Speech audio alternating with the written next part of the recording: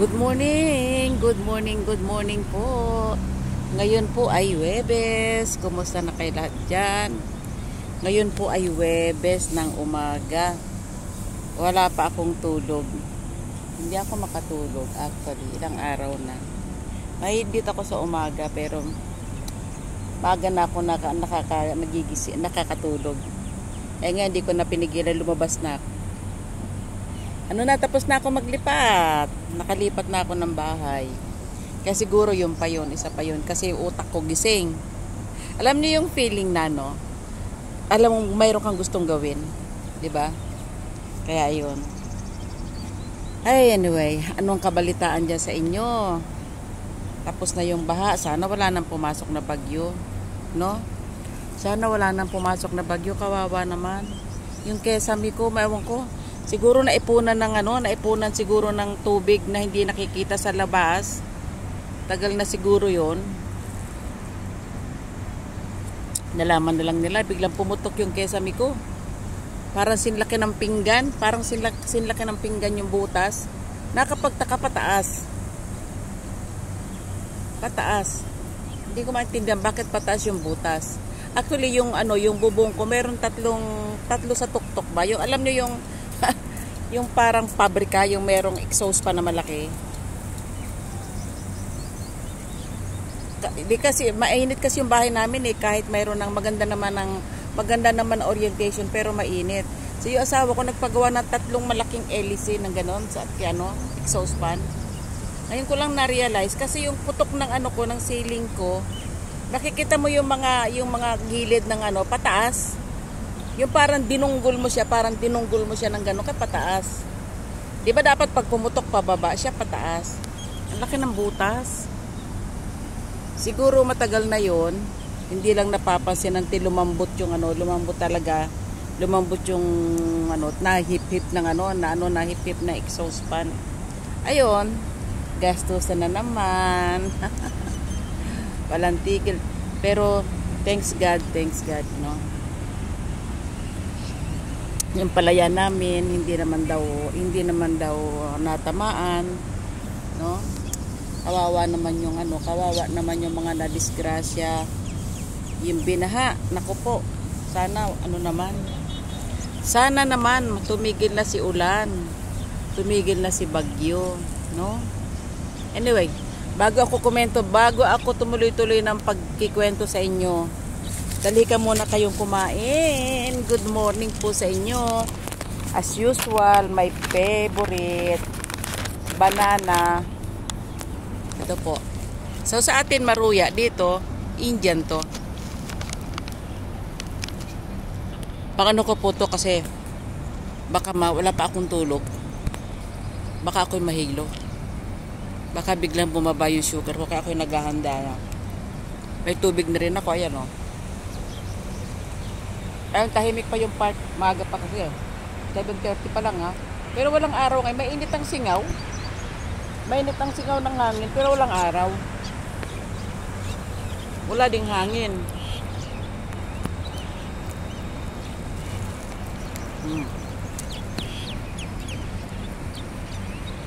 Ito.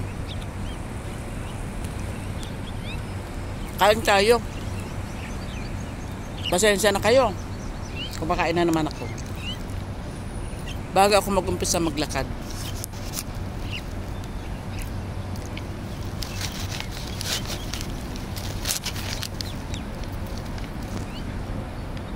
Tapos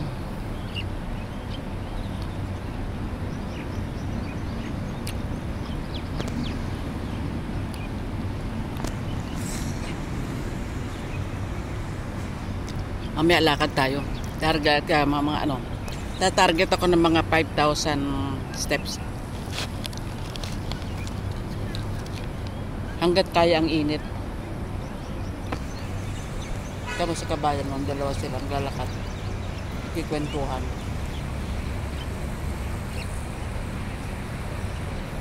Yun.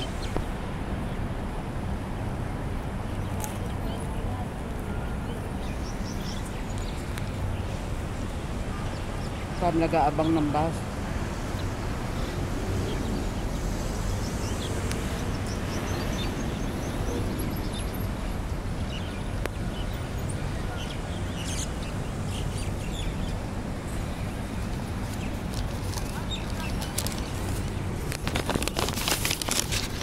Actually,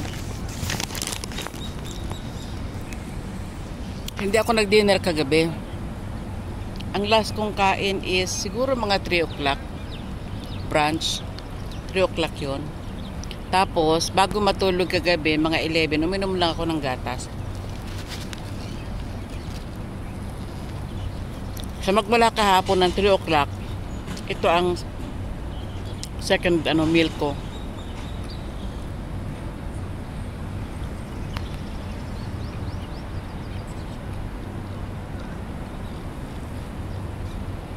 Sinasanay ko yung tiyan ko ng konti lang ang pagkain. Kasi nakakaramdam ako ng minsan, yung mapait yung panlasa ko. No? Yung mapait yung panlasa ko. Baka saka alam niyo yung pag nakakakain ako ng matamis, masakit yung sikmura ko. Kaya nababasa ko. Sabi ni Google, ipagpahinga daw ang liver. No? Ang sugar ko naman, natural na sa akin yung 160, 150. Minsan siniswerte ako, bumababa naman sa 100.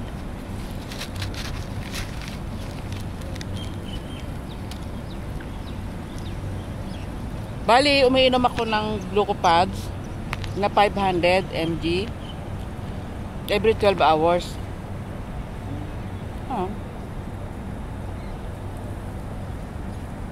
Yeah.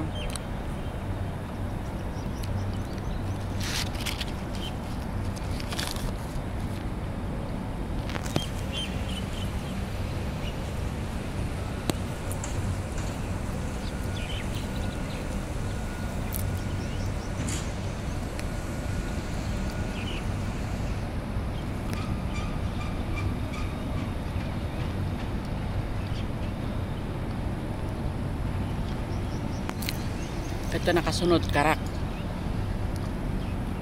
Yung karak nila, tea lang ito. Tea na may milk, fresh milk. Yung iba nilalagyan ng cardamom, at saka kaunting coffee, at saka kaunting ginger powder.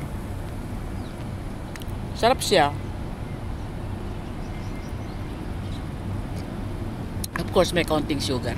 Yung cardamom na pinasusugar nila. Piso to. Piso. Tapos yung kinain kong banana, tigpipiso, pita, dalawa. Bali, saka yung water, naka 4 dirhams ako. Ayun. Breakfast ko na yun. Magkano yun? 15 na ngayon eh. 15 na ang paliit ng peso. Anong dirhams? 15 na. So, 60. So, ibig sabihin, naka 60 na ako. 60, 15, 30, o 60 pesos. Meron bang kakalagyan ng 60 pesos dyan? May kakalagyan ba dyan? Saan darating ang 60 pesos ko dyan sa almusal? Uy, tinitinan ko kasi pag uwi ko dyan, ang budget ko. Sa bagay, ako lang naman sa bahay.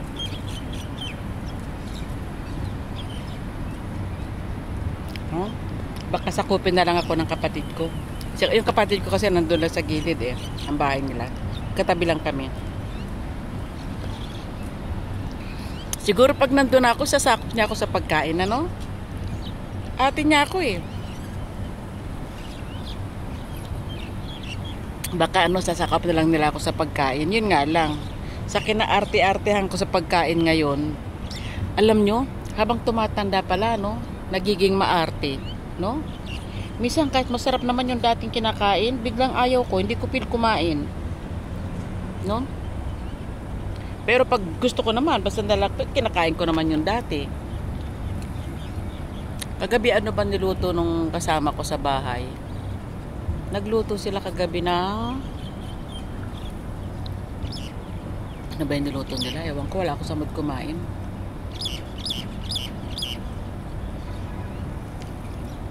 Ayan, nalakad na ako. Nasayang ang oras. Oo.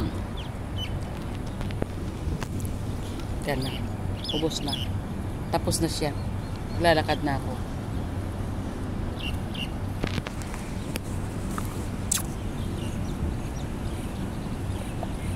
Kaya pinagpapawisan ako. Hindi pa man nag-uumpisa, pinagpapawisan ako. Kailangan ko mapagod. Para mamaya pag uwi ko, antakin ako.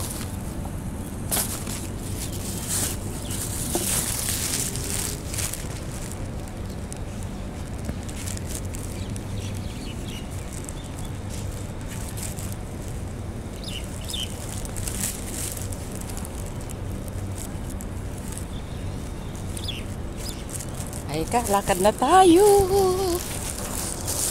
Antok na antok pa ako. Kasi ganun din. Pag nahiga pa rin ako, alam nyo ba, pag ako'y nahiga din, hindi naman, nakapikit ng mata ko, hindi naman ako makatulog. Maglakad na lang ako. Teka, habang ako'y naglalakad, baka ako'y makapulot ng aking paboritong namumulot pa rin ako. Ilang araw akong hindi naglakad dahil sa paglilipat namin eh. Baka makapulot pa rin ako. Mabuti wala pang araw.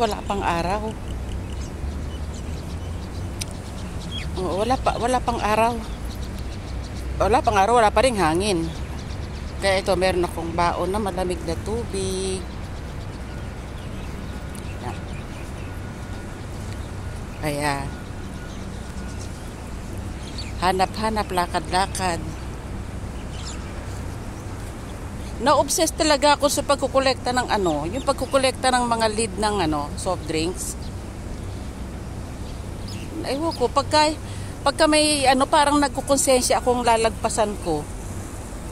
Sabi nga ng anak ko sabi niya, dami, so lata na lang ang kuhanin mo para mas mabilis. Yung empty can na lang daw ang damputin ko pa. Saan ko naman ipaglalagay yun? At least itong yung lid ng soft drinks, maliit lang, hindi ko kailangan dumami ng maglagay ng malaki. Nalagay ko lang sa bote ng ng water na malaki. O di. Meron kasi akong nakitang bata. Ayun, ayan, nakita ko na. Ayan, Ayan, napulot ko. Ito pa,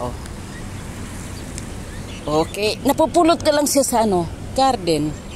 Pag maglakad pa ako makakapulot pa ako. And plus nagbe-bending bodies pa ako. Di ba? Double purpose baga.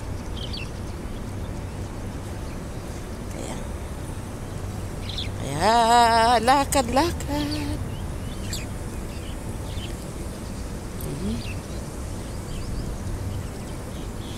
Teka muna. Kayo na, kumusta na kayo dyan? Ano nang balita dyan sa inyo? Yung mga kasama ko paglalakad, ayun, sarap ng tulog. Ang sasarap ng tulog nila. Bata pa sila, kaya okay lang.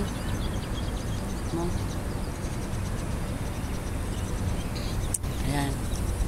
Naku, nakakatakot yung mga baha-baha dyan sa atin, Yung mga baha-baha, grabe.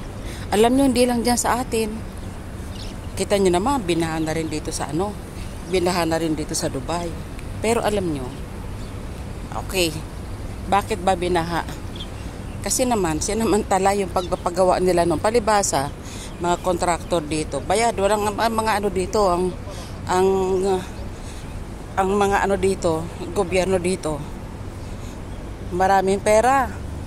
Katagan mo sila ng project, wala nang usap-usap mo yan, konting lang. Kukuloko yung mga consultant dito Basta may pera, larga, hindi nila tinitinang mabuti in the long run.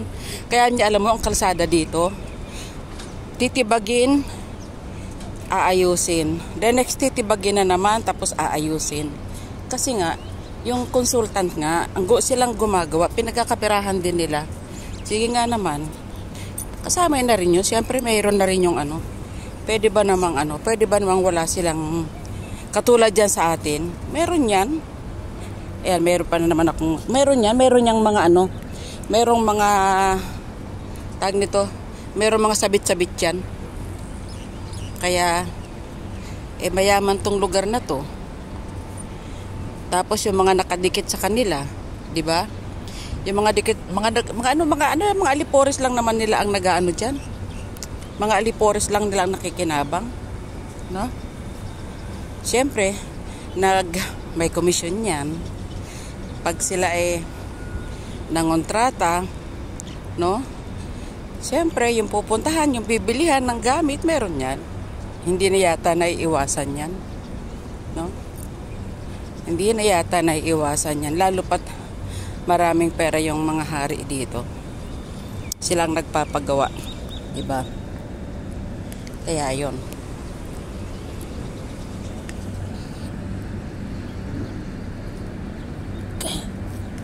Okay, nakakailang pulot na ako. Nakaka-anim na ako. Okay. Nakaka-anim na akong pulot.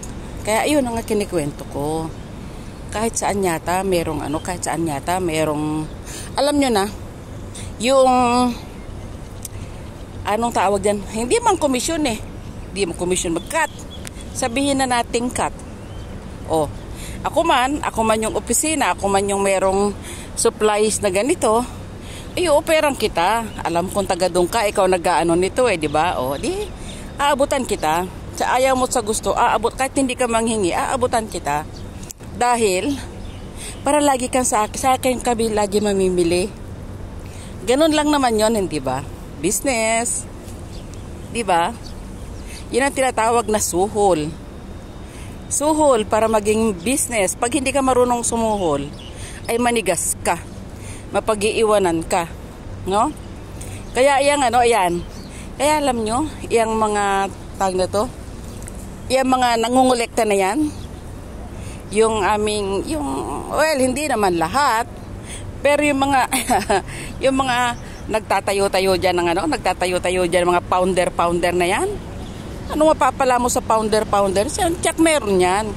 Kasi nga naman ikaw isang nasa malayong lugar o gusto mo magpadala do sa iyong beneficiaries. Alam mo yung iyong mahirap ma-contact, di ba? O di doon mo na ipagkakatiwala mo na makikisuyo ka doon sa alam mong regular na nandun, alam mong loyal naman. O di makikisuyo ka. O paki naman, ito ang pera, padala mo kay ito ang sayo. Ito ang sayo. Pamasahe mo, panggas mo. Normal na 'yon. Kasi nga naman mang-uutos ka no? Kaya yun namang iba, hindi naman nila naiintindihan yon. No, na pag ikaw nag-uutos ka, ay magtitiwala ka, ibigay mo na lang, yaan mo na lang. Kasi kung mag-uutos ka, hello, programa nila yan. Kaya minsan may nambabati ko sa kanila. Na yung pera, kinukupit daw. Anong kinukupit? Nagtiwala kayo, pag nagbigay kayo, hayaan nyo na sila. Silang kumilos. Ngayon kung uutusan mo, okay, wala namang problema yun Pero, kung kuhanan nila ng konti, kung mabawasan, or kung sila ang magpaikot ng pera mo, charity pa din yun, hindi ba? Di ba charity pa din yun? Kaya masyadong masalimuot yung masyadong masalimuot, pero masaya.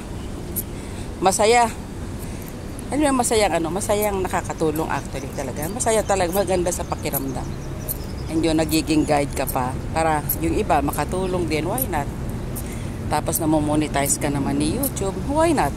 Diba? O di maganda. Kaya, masaya. Tara, pag ako umuwi sa Pilipinas, kita-kita tayo. Tayo ay mag-charity. Sama tayo sa Kalingap. No?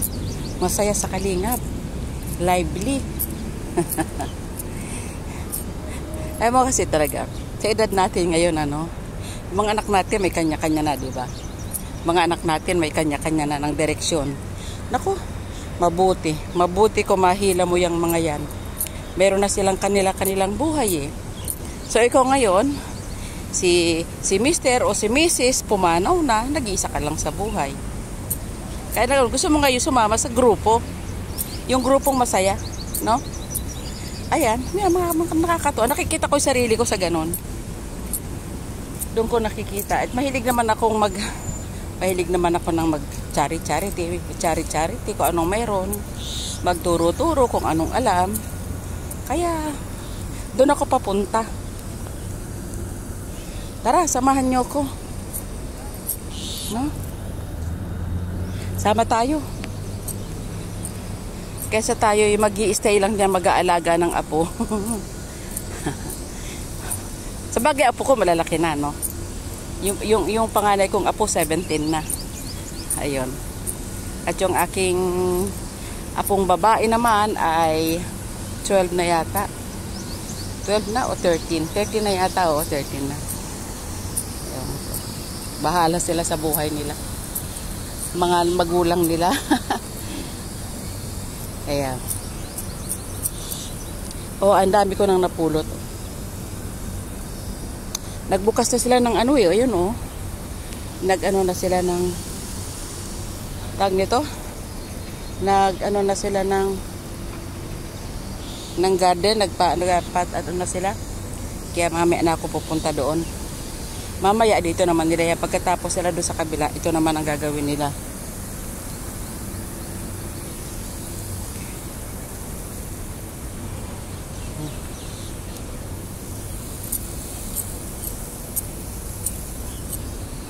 Ito lang ang masarap dito kasi malinis yung lugar.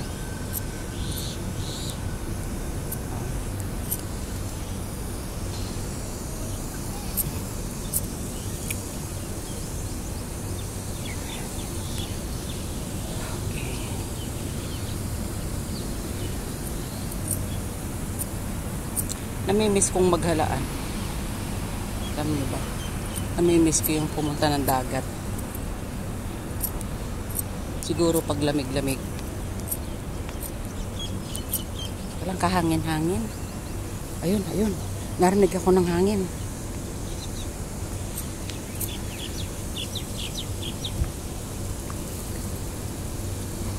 Teka, hugasan ko lang. Hugasan ko lang siya. Okay, hugas po.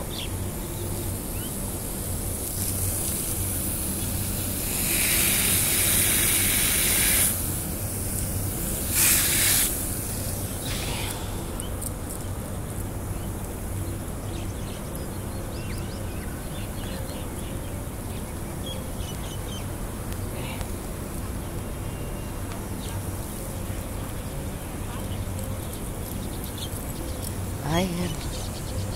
Teka muna. Wala mang kwento to mga pinagsasabi ko dito. Sige, mamaya na ulit tayo magkwentuhan. Mamaya naman magbabalita naman ako kung anong magandang gawin. Teka, dyan na muna kayo. At nauuhaw na ako, no? Happy Tuesday. A happy Thursday.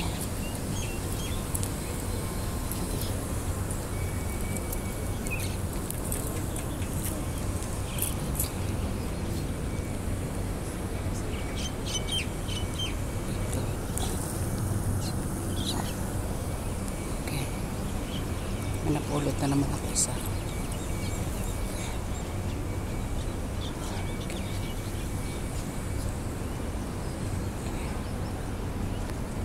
Teka, dyan muna kayo. Bye-bye.